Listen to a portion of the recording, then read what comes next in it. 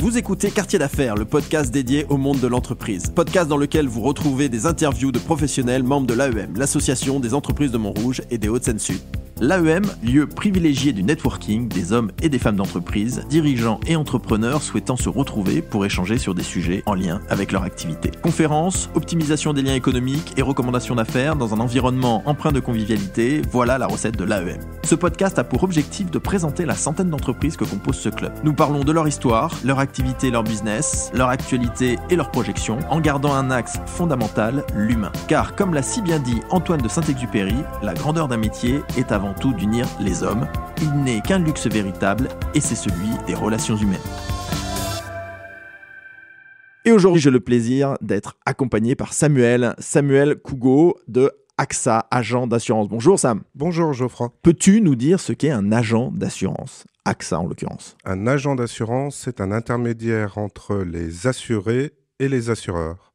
Et moi, je représente la société AXA. Alors pourquoi AXA ? Qu'est-ce qui t'a amené à aller dans... Parce qu'il y a beaucoup d'assureurs.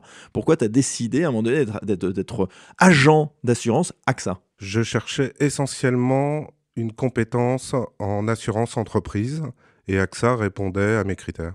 Mais tu n'es pas que B2B, tu fais aussi du B2C, tu fais aussi du particulier. Exactement, j'ai un fonds de portefeuille en habitation et en immeuble pour les particuliers. Donc si on voit particulier professionnel, c'est quoi ? C'est 50-50 dans ton agence ? Alors, en nombre de contrats, les particuliers représentent la majorité de mes contrats. D'accord. En termes de primes, je dois être à 60-40. D'accord. 60% en B2B, fonds de portefeuille. Okay. Et puis 40% d'entreprise. Ah, 40% d'entreprise, oui. D'accord. Mais alors que la majorité de tes clients, finalement, sont des particuliers. Donc, ça veut dire qu'il est plus intéressant d'être en B2B en entreprise qu'en particulier ? Exactement. Okay. En termes de productivité. Ah oui, alors c'est important ce que tu dis en termes de productivité, parce que j'imagine qu'en termes de relations, nous, on se connaît, Sam. Toi, t'es un garçon qui aime bien discuter avec les gens et justement résoudre leurs problèmes. Et donc ça, tu le retrouves peut-être plus en B2C qu'en B2B ou pas ? Pas automatiquement. Dans un portefeuille d'assurance, le fonds de portefeuille ne bouge pas beaucoup. D'accord. C'est des particuliers qui assurent leur habitation. D'accord. Et il n'y a pas de relation quotidienne avec eux. Ouais, quand tout se passe bien, finalement, tu les vois pas, quoi. Je les vois quasiment pas. Et ça, c'est pas trop dur, justement, de voir tes clients uniquement quand ça va mal, en fait ? Pour un agent d'assurance, c'est quand même souvent comme ça. C'est comme ça. Rarement, ils t'appellent pour dire bonjour, tout va bien, en fait. Exactement. C'est souvent le cas. Et ça nécessite la maîtrise de la communication en milieu difficile. Oui, c'est ça. Et quand tu es avec justement ces problématiques, quand tu es confronté avec ces problématiques, donc en entreprise ou particulier, tu trouves toujours une solution ou parfois c'est inextricable, ou vraiment complexe, ou finalement on arrive toujours à s'entendre ? On arrive toujours à s'entendre. Bon, alors ça, c'est une bonne pub quand même, parce que je ne sais pas si c'est le cas de ceux qui nous écoutent, de leur expérience avec tous leurs agents d'assurance. Donc, en gros, s'ils viennent avec toi, à la fin, il y a toujours une explication, il y a toujours une discussion pour comprendre la situation, ce que fait l'assureur, ce qu'il peut faire ou ne pas faire. C'est beaucoup plus en amont que ça, Geoffroy. À partir du moment où nous émettons des contrats bien construits, en général, les sinistres se passent bien. Donc, en fait, c'est de la communication en amont, lorsqu'il y a signature du contrat, avec l'explication de l'intégralité de ce qu'il y a dans le contrat, et pas juste faire signer, mais bien expliquer les niveaux d'intervention qu'implique derrière le contrat, quoi. Ça va même au-delà de ça. J'estime que je suis les yeux et les oreilles de l'assureur. Donc à partir du moment où je rentre des risques sains, les sinistres se passent bien. Formidable. On va se faire une première petite coupure sur l'interview. Première fois, dernière fois.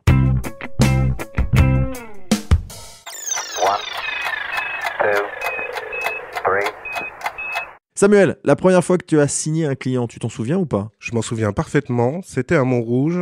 C'était un contrat automobile. J'étais complètement incompétent et je me suis retrouvé avec un chèque en bois. Ah, c'est pas vrai. Ah oui, première bonne expérience. Remarque, ça a permis de te muscler un peu. T'avais quel âge ?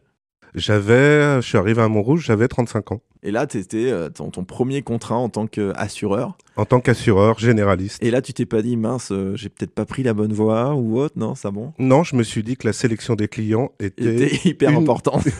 Une de mes activités principales.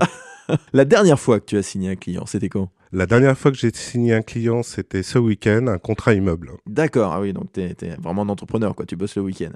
La première fois que tu t'es dit, ah voilà, ça, voilà, j'aime ce que je fais. Ouais, ça c'est bien. À plusieurs reprises, Notamment en assurance prévoyance. La prévoyance, c'est les garanties arrêt de travail, invalidité et décès. Ouais. Je me retrouve parfois avec des clients en difficulté médicale. D'accord. Mes contrats fonctionnent. J'ai une satisfaction. Ok, donc ça, on est vraiment dans l'humain et dans le plaisir d'apporter solution aux problématiques importantes liées notamment, tu le dis, à la santé, quoi. Oui. Ok, Samuel, justement, on parlait de ces satisfactions. Qu'est-ce qui te fait vibrer dans ce que tu fais là? Tu nous en as dit une partie, un exemple. Qu'est-ce qui te fait vibrer au quotidien dans ton travail? Au quotidien, dans mon travail, c'est la prévention. Ça, c'est vraiment ce que tu affectionnes, ouais. Je visite un risque, je détecte les risques, j'en discute avec les clients, on décide ou non de s'assurer. Une opération d'assurance, c'est une opération libre entre une société d'assurance et un assuré. On se met d'accord, on fait le contrat.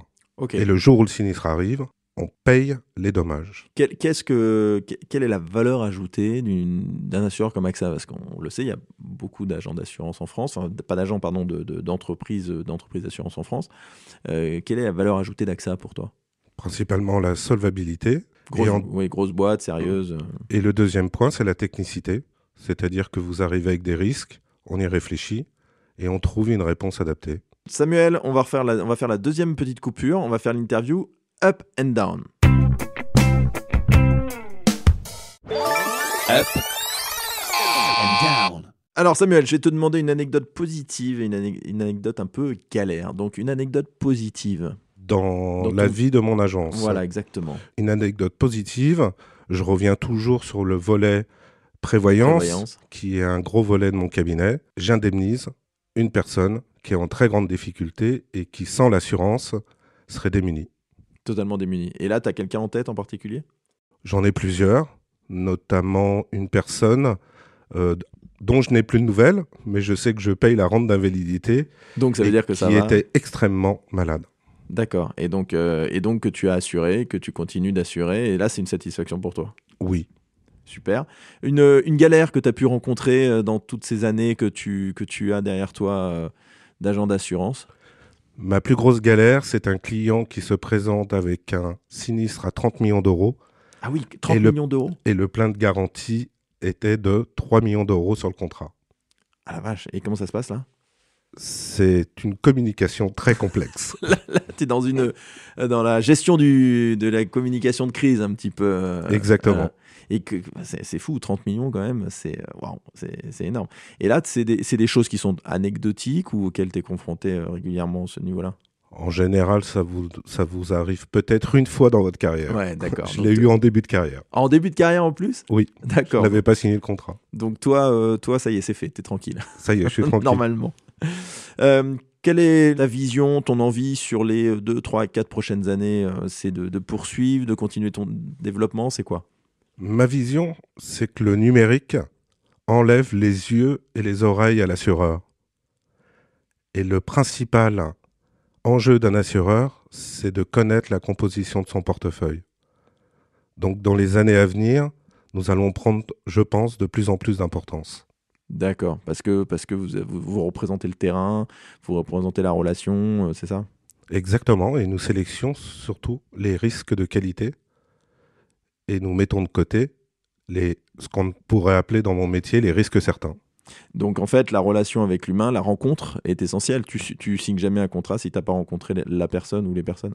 En entreprise, systématiquement, je visite les locaux, j'analyse les relations juridiques qu'entretiennent mes clients avec leurs clients pour déterminer les risques à assurer en priorité. C'est ça, donc c'est un boulot éminemment humain de relations humaines et de rencontres et d'échanges. Ça, pour toi, c'est ta base, quoi. C'est avant tout un métier de confiance. Évidemment. Pourquoi je signe chez un assureur plutôt qu'un autre, c'est très intuitif personnel quelque part. Au-delà de ceux qui sont, on dirait, on va pas citer de nom, mais qui sont 100% sans rencontre, ceux qui sont sur le terrain, il faut obligatoirement, quand tu es agent avec un cabinet, tu es obligatoirement dans l'échange et dans la rencontre. Exactement, et la confiance, elle est partagée. Parce que quand je rencontre des gens qui ne veulent pas expliquer leur activité, je peux difficilement les assurer. Évidemment. Très bien, Samuel. Écoute, on a terminé ce podcast. Donc, Samuel Cougo, agent général d'Assurance AXA. Où est-ce qu'on peut retrouver ton agence, tes informations si on veut te contacter, Samuel ? Alors le plus simplement, sur Google, vous tapez AXA Montrouge et j'apparais directement. Eh bien, on tape AXA Montrouge sur Google et on tombe directement sur toi, Samuel. Et tu payes le café ? Bien entendu. Eh bien, formidable. On viendra te voir. Merci, Samuel. Merci, Geoffroy. Nous espérons que cet épisode vous a plu. Retrouvez-nous sur votre plateforme de streaming préférée. Si vous avez aimé ce podcast, notez-le, 5 étoiles c'est mieux, et partagez-le. Si vous êtes une entreprise montrougienne ou des Hauts-de-Seine-Sud, visitez le site internet de l'AEM, www.entrepriseaupluriel-montrouge.net, ainsi que ses réseaux sociaux. À très vite pour le prochain épisode du podcast de l'AEM.